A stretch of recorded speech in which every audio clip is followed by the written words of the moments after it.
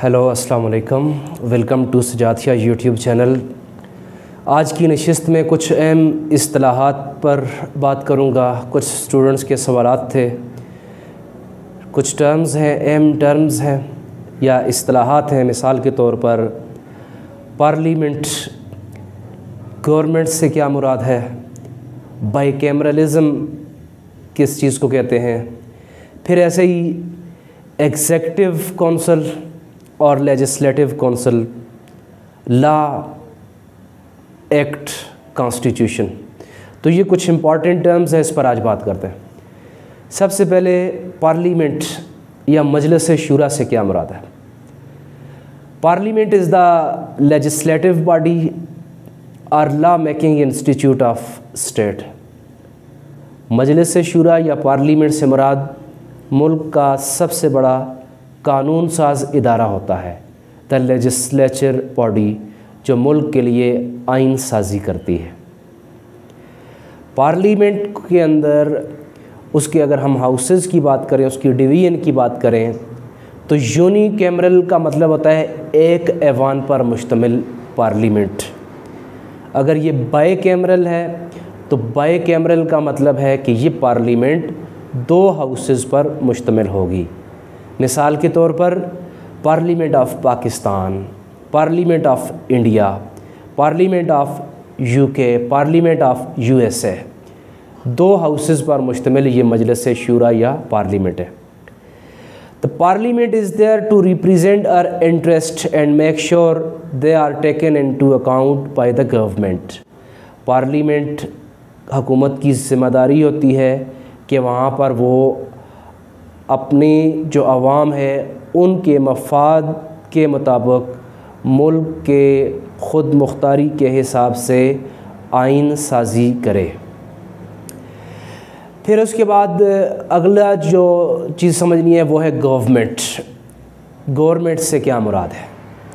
The group of people with authority to govern a country state.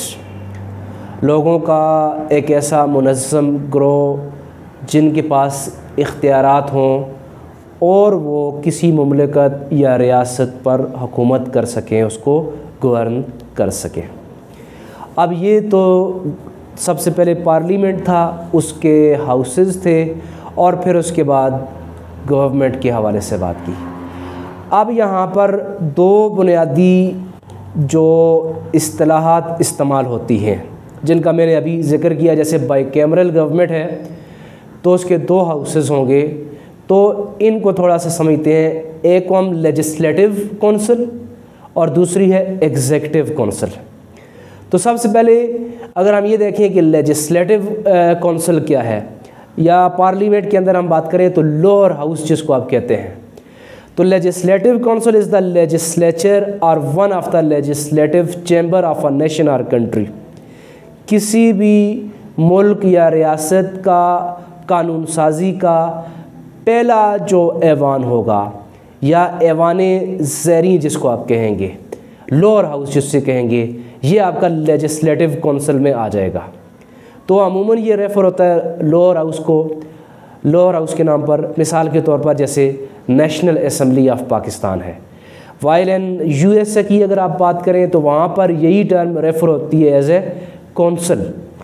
तो legislative council के लिए जो member होंगे उनको हम MLC कहेंगे, मेंबर ऑफ लेजिस्लेटिव काउंसिल। अगला जो सेकंड इसका टर्म आ जाता है वह है जी एग्जेक्टिव काउंसिल।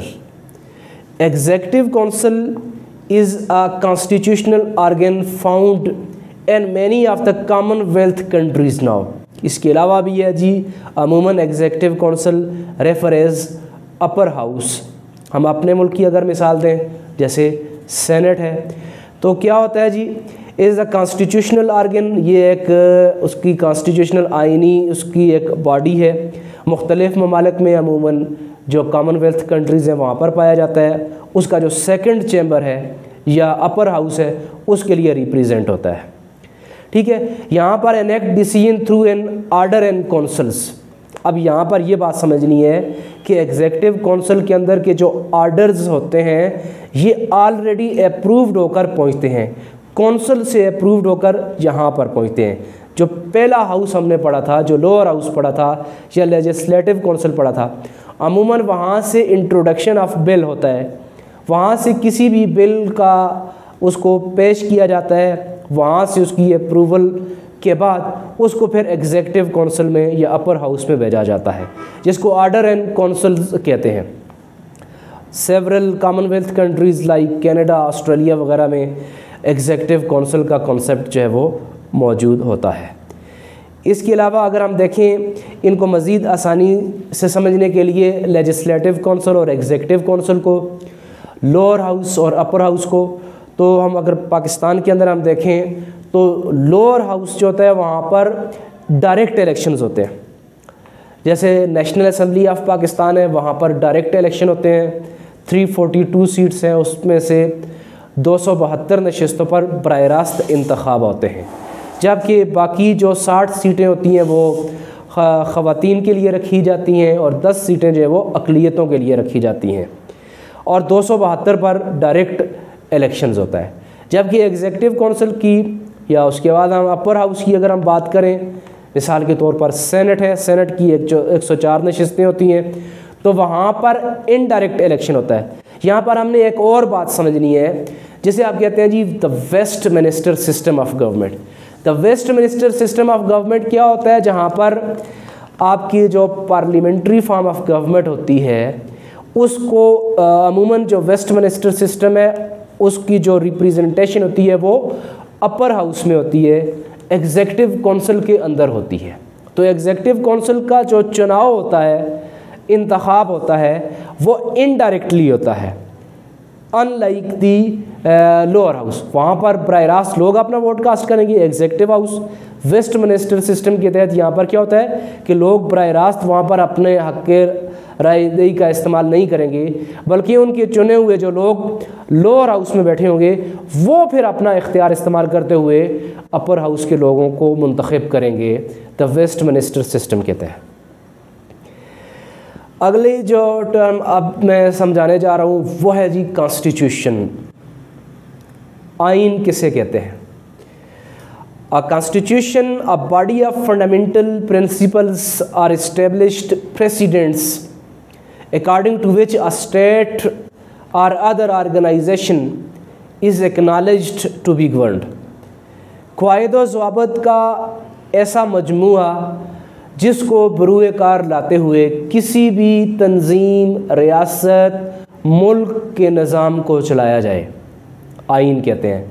याद रखिए कि आइन एक बड़ी इस्तिलाह है, जबकि हम अगर कॉन्स्टिट्यूशन और लॉ को देखें, आइन और कानून के फ़र्क को समझें तो कैसे समझेंगे?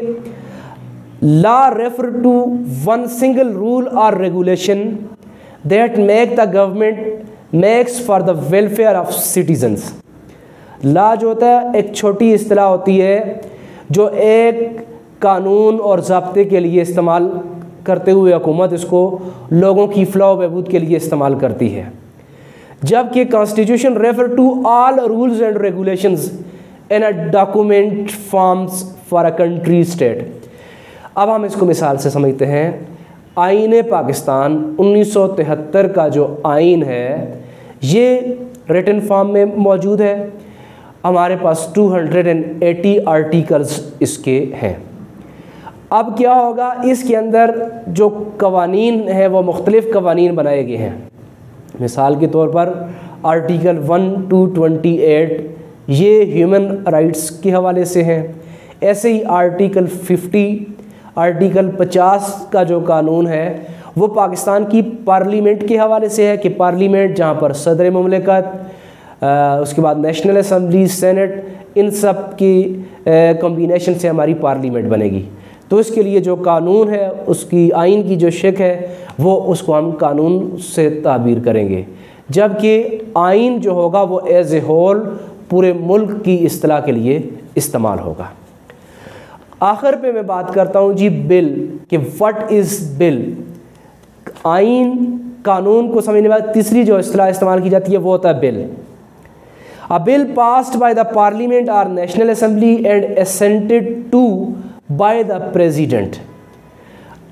हमने जो सबसे पहले आज की इस्तिलाहात पढ़ी, पार्लियामेंट के अंदर हमने हाउसेस का जिक्र किया, हाउसेस में नेशनल असेंबली, सेनेट यानी लेजिस्लेटिव काउंसिल, फिर एग्जीक्यूटिव काउंसिल का जिक्र किया। तो अब बिल का कॉन्सेप्ट यहाँ पर समझना है। बिल एक करारदाद होती है जो सबसे पहले अमूमन लोअर हाउस में पेश की जाती है। वहाँ पर अगर उसको अप्रूव किया जाता है, अक्सरियत उसको तस्लीम करती है, तो वो बिल फिर दूसरे हाउस यानी अपर हाउस में भेजा जाता है। अपर हाउस में उसको अगर मेजॉरिटी अप्रूव्ड करती है, फिर उसको फाइनल असेंटेड, उसकी फाइनल जो अप्रूवल होती है उसके लिए सदर के पास भेजा जाता है। जब सदर उसको अप्रूव करता है तो इस तरह एक बिल जो होता है वो हमारे कॉन्स्टिट्यूशन के किसी एक्ट का, किसी कानून का हिस्सा बन जाता है। उम्मीद है आज की इस नशिस्त में ये जो कुछ बुनियादी इस्तिलाहात थीं इनसे आपको वाकफियत हासिल हो चुकी होगी। अपना बहुत ख्याल रखिएगा। अल्लाह हाफ़िज़।